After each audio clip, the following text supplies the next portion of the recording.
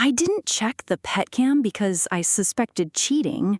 I checked it because the dog wouldn't stop barking at 3:07 a.m. It was the third night in a row. I'd wake up groggy, hear Miso's frantic scratching at the laundry room door, and find nothing out of place. Our golden retriever was anxious but silent when I turned on the lights. No intruders, no raccoons, no reason. So that Thursday morning, as I yawned into my coffee, I opened the app, just in case. The motion trigger had pinged at 3:07 a.m. again. I hit play and nearly dropped my mug. The footage was grainy, black and white night vision, but clear enough. Our bedroom door creaked open. A woman stepped out. It wasn't me. It wasn't anyone I knew. And she was wearing my old college hoodie. She moved like she'd been there before. Calm, casual. Miso followed her, tail down, whining, but not barking. She didn't even flinch. Just patted his head like she owned him, then walked into the kitchen. The clip ended there. I stared at the paused frame. Dark hair, slender, familiar, unfamiliar, like I was looking at someone from a dream or a nightmare I hadn't processed yet. I texted Noah. Babe, weird footage on the pet cam. Were you up last night? No reply. I waited. 5 minutes later, I heard his car pull into the driveway. I opened the front door and held my phone up as he stepped inside. Who the hell is this?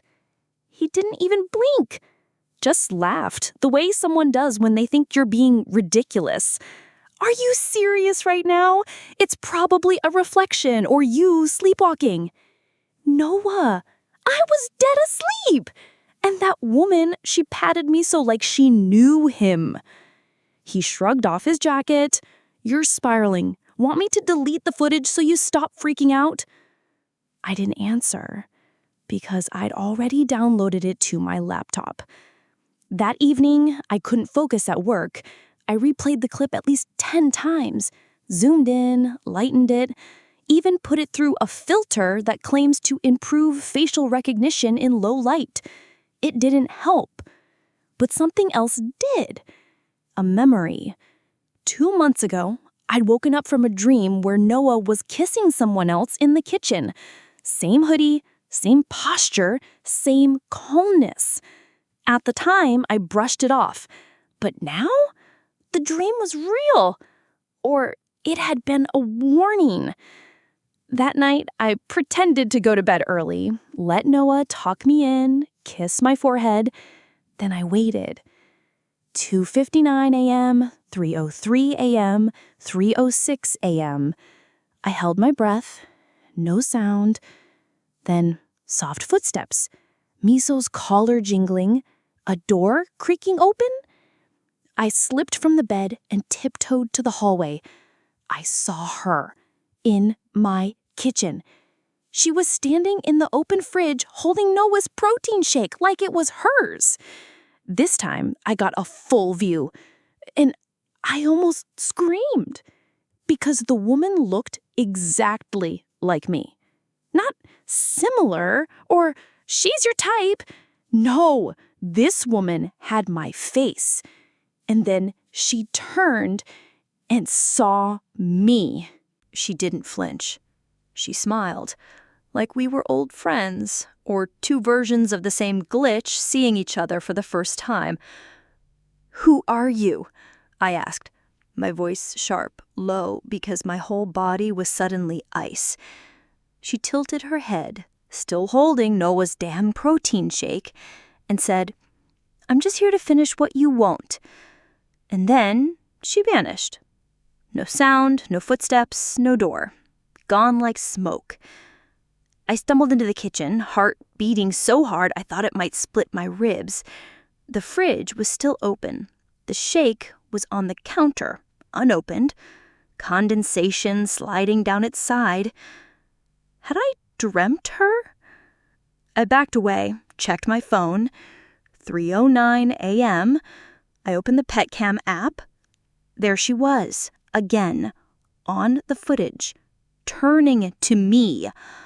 I looked into the camera, into my eyes, on her face. I wasn't dreaming, but I might be going insane. I confronted Noah the next morning. I didn't even wait for coffee. You brought someone into our house. You let her in. He blinked at me, utterly confused, or pretending to be. What are you talking about? The woman in the kitchen, the one on the pet cam, the one that looks like me. He stared at me for a long time. Then he said it. You need help. That made me freeze, not because he was wrong, but because I recognized the tone, that gently patronizing voice, that tilted head, that concern without substance. Gaslighting 101. Noah? I whispered. What aren't you telling me? He just kissed my forehead. I'll call your therapist. You're overwhelmed. Let's get you some rest. And just like that, I wasn't a partner, I was a patient. I skipped therapy that week and visited my sister instead. Jess was the only one who never liked Noah. She called him charming with a rotten center, like a caramel apple filled with spiders. I showed her the pet cam footage. She watched it in silence, twice. Then she looked at me and said, "You know what this reminds me of?" And that's when she brought up the voicemail. 6 months ago, after Dad died, we'd both called his number one last time. The line had already been reassigned, but the voicemail greeting was still his, or so we thought. Jess pulled out her phone and played something she'd saved. It wasn't Dad's voice. It was mine, but warped, echoed, like underwater. And in the background, Noah, laughing. She hit pause. I stared at her, heart hammering.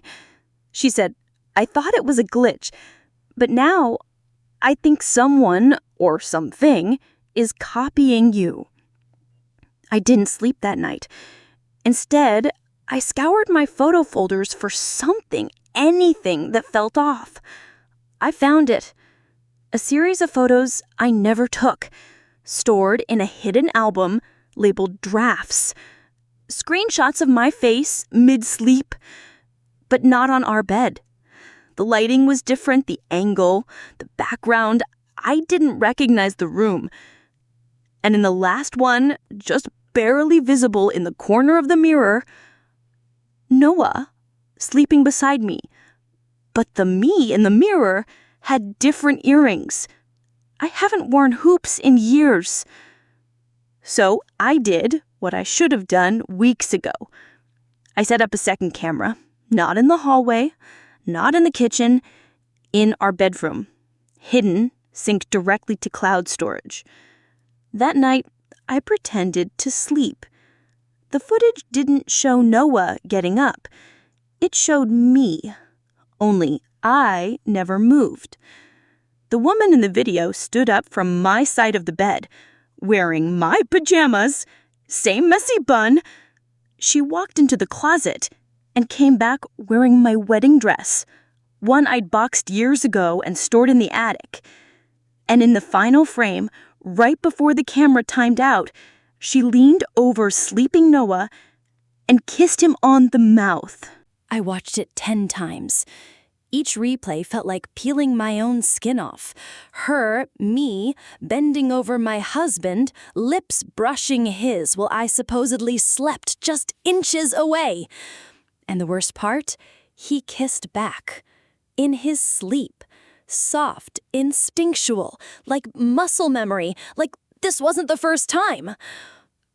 I tore open the attic first thing in the morning. The wedding dress box was gone. Noah walked in holding coffee. I stood at the top of the ladder, eyes burning. "Where's my dress?" He blinked. "What dress?" "You know which dress." He tilted his head, all innocent confusion. "Didn't you donate it?" He was so sure of that memory, said it with the same conviction he'd once say, "I do." That was the moment it clicked. He wasn't lying to deceive me. He was lying to himself. And whatever version of me was kissing him at 3 a.m. was the one he wanted to believe in. I sent the footage to Jess. She didn't respond with words. She sent me a photo back. A still from a dream journal I kept years ago during a lucid dreaming phase. There was a sketch, a crude outline of a woman with my features, only wrong in small ways. Too symmetrical, eyes too wide, limbs a little too long. The caption below read, "She only comes when I'm not sure who I am." It was my handwriting. I didn't remember writing it, but I knew it was true. That afternoon, I drove to the bridal boutique where I'd bought my dress. It was still in their system, still registered as never picked up. "But I wore it," I said to the sales rep. "I got married in it." She looked at me with a sympathetic smile. "Are you sure you didn't cancel your order? We refunded that one years ago." She showed me the record, the refund date, the exact day Noah and I got married. I didn't go home that night. I checked into a hotel and looped the bedroom footage again, every frame, every second, looking for a crack. And then I saw it, the reflection.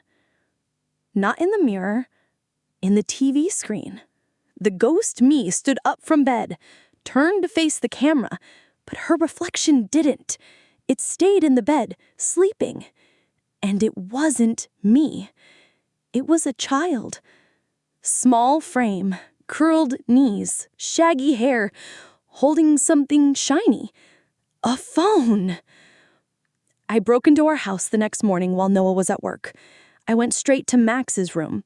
Our 7-year-old had a burner phone hidden behind a stack of Pokemon cards. The photo gallery made my stomach flip. Pictures of me, asleep, awake, crying, undressing, eating, from every room. Some from high up, as if mounted. Some clearly handheld. But none were taken by Max. He was in some of them, sleeping, sitting, playing. In one photo, he's looking directly at the camera, eyes wide. The caption read, "Why is Mommy outside if she's in here?" I confronted Noah that night. I didn't scream, I didn't cry. I just placed the burner phone on the table and asked, "When were you planning to tell me someone's been watching our son?" He looked at it like it was radioactive. Where did you get this? "Don't act. Just tell me who she is." He opened his mouth, then closed it, then whispered, "I don't think she's real." And finally, he said the name. "Her name is Mara."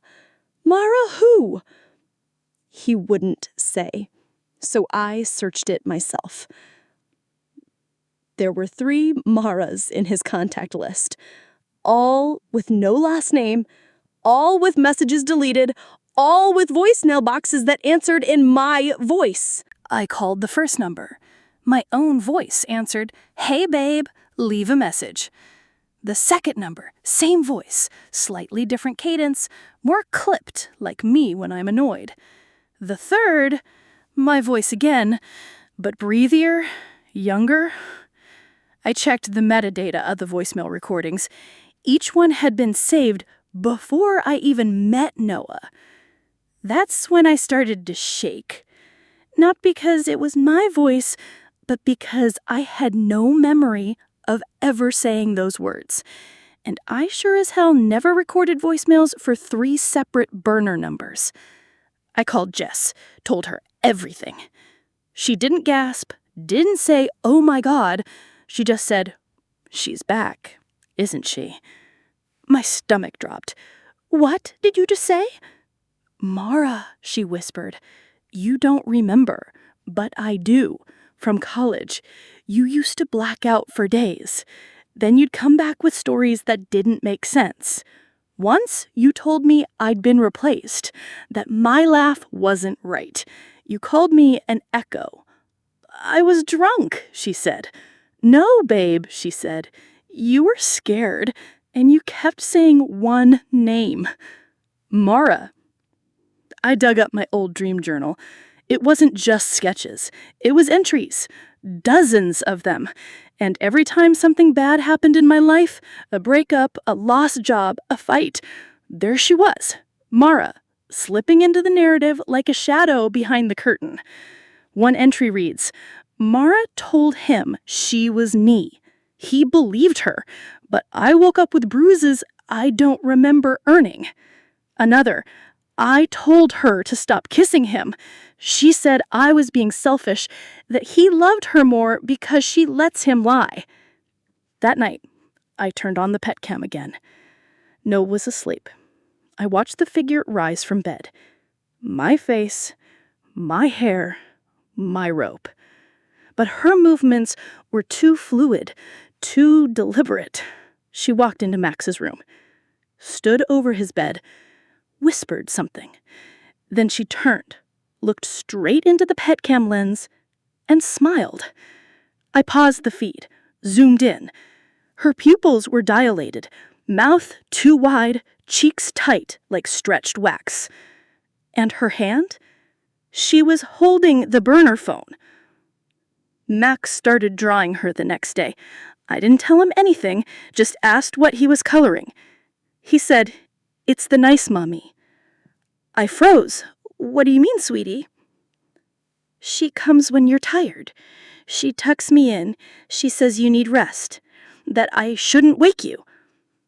I flipped to the drawing. A woman who looked exactly like me, but her eyes were pure black. "She says not to tell," he whispered, "that you'd be mad." I installed hidden cameras in the nursery. I didn't sleep that night, just watched the feed, waiting. At 2:47 a.m., movement. My body, her, walked in. Same pajamas I wore that day, same sleepy gait. But she never looked at the crib. She went to the mirror, and she started talking to it. Only there was no sound, no mouth movement, just this horrific blankness, like watching someone pray in reverse. Then she took something from the drawer, my wedding ring, and placed it on the dresser. I ran upstairs. By the time I got there, the ring was gone. The next day, Noah finally broke. He said, "I didn't want to believe it, but I don't think you're you." I laughed. "You're one to talk." "No, I mean, sometimes I think you're her, and sometimes you're not. I don't know which one I married." That night, he left the house without saying goodbye. When I checked the pet cam feed at midnight, there were two of me on the screen. One lying in bed, one walking away from the nursery, holding Max's hand. I bolted upstairs, heart clawing its way into my throat. Max's bed was empty. I checked the bathroom, the closets, every room. Nothing. I yanked my phone and opened the pet cam feed again. Rewind. Play. There I was, my body, my gait, walking calmly down the hallway, Max beside me in his dinosaur PJs, holding my hand like it was any normal bedtime routine, except I was still watching from bed in that same clip, still asleep, or at least lying still. I called Noah, straight to voicemail. I left a message anyway, fingers shaking. "Noah, I need you to come home. I think someone's pretending to be me. Max is gone. Please." The door creaked open behind me. I spun. Max stood there, rubbing his eyes. "Where did you go?" I gasped, dropping to my knees. "Who were you with?" He frowned. "We went to see the lake." My stomach dropped.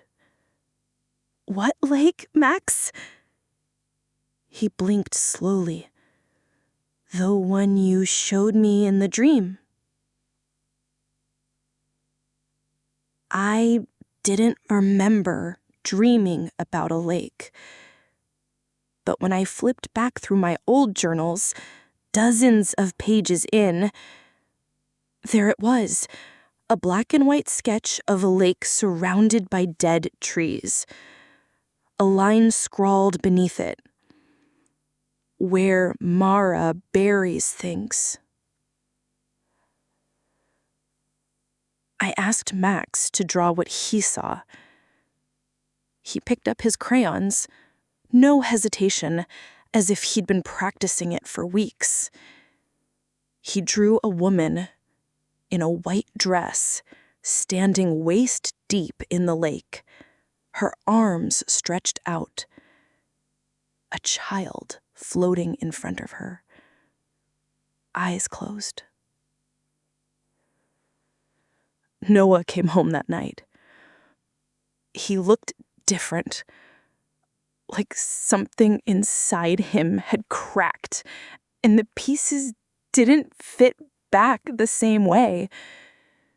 He handed me his phone, a voicemail from one of the burner numbers.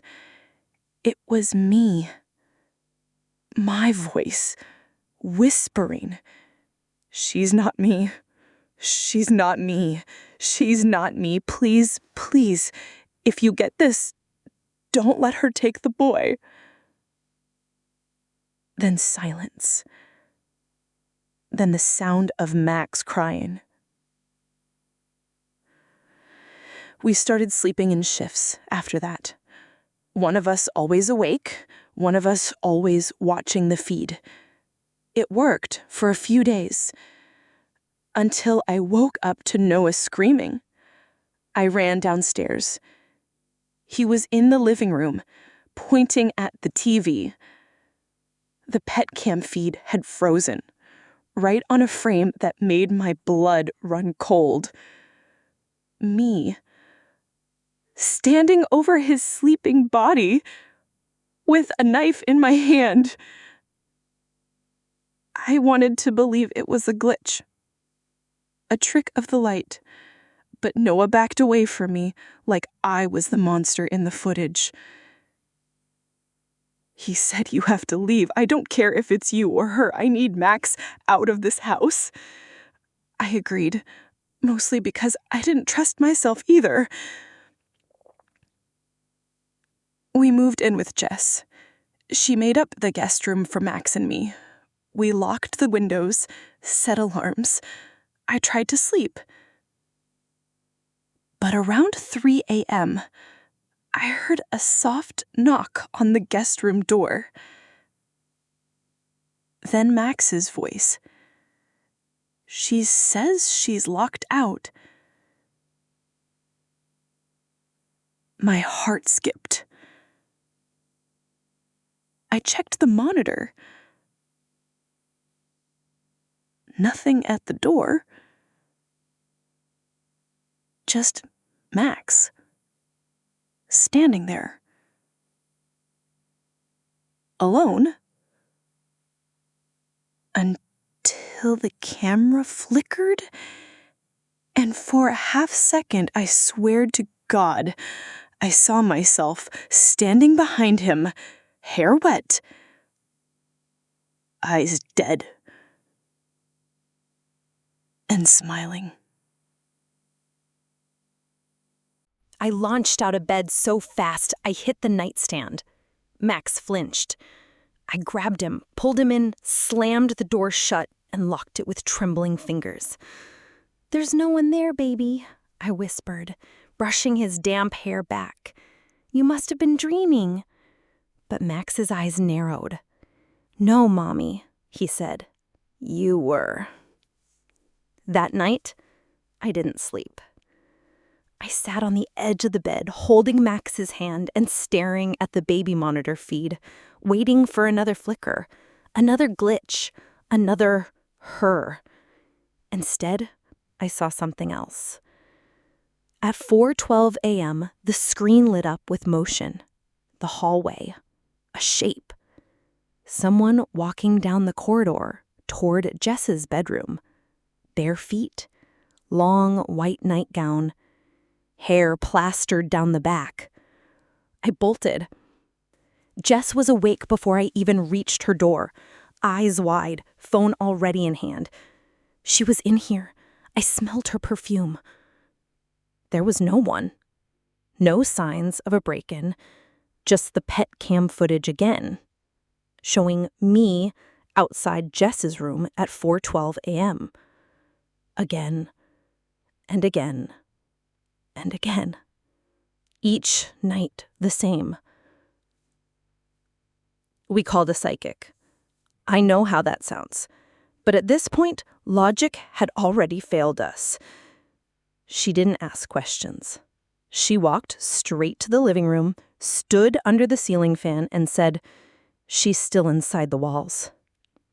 "What?" I asked, instantly cold. "She never left. You only think you're the real one." Noah demanded she leave. But the words she left behind stuck like burrs. "Check the voicemail you left yourself." I dug through every old phone backup I had, and there it was, a forgotten Google Voice inbox. Unopened for years. One voicemail. From me. The same whisper from before. "She's not me. She's not me. She's not me." But now, I heard something new layered in the static. Music. Twinkling, lullaby-like. I played it on loop, trying to place the melody, until Max walked in and casually said, "That's the music box from your attic." Attic? We didn't have one. At least, I thought we didn't. Noah pulled the ladder down. Dust rained from above. We climbed. Boxes, old clothes, Christmas decorations, and in the farthest corner, a little wooden music box, still playing. We didn't wind it. We never owned it, but it played. Over and over. I opened it. Inside, a photo of Noah, me, and Max, only my face had been scratched out. I screamed, because beneath the photo was a lock of dark hair tied with string, and written underneath, in my handwriting, "Don't let her raise him." That night, I dreamed again. I was floating in the lake from Max's drawing. The woman in white hovered just below the surface, staring up at me with empty eyes. She opened her mouth, and my voice came out. "I'm still here." I jolted awake, sweating, breath shallow. Max was gone. The house was silent. Noah's car was still outside. I checked his room. Empty. The hallway? Empty. My reflection caught in the mirror at the end of the hall. Only it didn't move when I did. It just stared, smiling. And behind it, Max, holding hands with it. With her. I ran straight at the mirror. Glass shattered around me as I lunged into nothing but my own reflection. And yet, I felt something grab me. Cold fingers on my wrist pulling back. My skin burned where they touched. "No!" I screamed, yanking Max away from that ghost hand that looked like mine. Max cried out, confused and terrified. She said you'd be mad. She said you're not the real one." I scooped him into my arms, blood dripping from my palm where the glass cut me, and backed down the hallway. My reflection stayed in the broken mirror, grinning like I just handed her a victory. Noah rushed in. His face went pale when he saw the shards, the blood, the way Max clung to me. "She's not gone," I said. "You know that now, don't you?" He swallowed hard. I think we... He stopped himself, looking at Max. "I think we need to get out." We packed what we could. Jess drove us to her friend's cabin 2 hours out of town. No Wi-Fi, no cameras, just us, the kid, and a fire pit that smoked like old secrets. But even there, she followed. The first night at the cabin, I heard the creak of floorboards in the hallway. I was wide awake. Max was asleep beside me. Noah was snoring. I grabbed the flashlight and opened the door. Nothing. Except when I turned back, the flashlight beam swept over the wall and I froze. Our family photo, the one Jess had taped above the bed, was gone. In its place was another picture. A printout from the pet cam. The image, her, in my wedding dress, holding Max's hand, looking straight at the camera like it was her trophy. I couldn't take it anymore. I burned the music box, the pet cam, the burner phone, every artifact I thought she'd touched. The flames spat black smoke, and for a second I thought I heard her voice in the crackle. "You can burn my things, but you can't burn me." The final straw came 2 nights later. I woke up to Max whispering. I thought he was talking in his sleep, until I realized the voice he was responding to wasn't Noah's. It was coming from my phone, locked in my bag across the room. A FaceTime call from my own number. I crept over and answered. There she was. In our kitchen back home, hair damp, hoodie on. She smiled at me through the screen and said, "If you want him, you'll have to take my place." The call ended.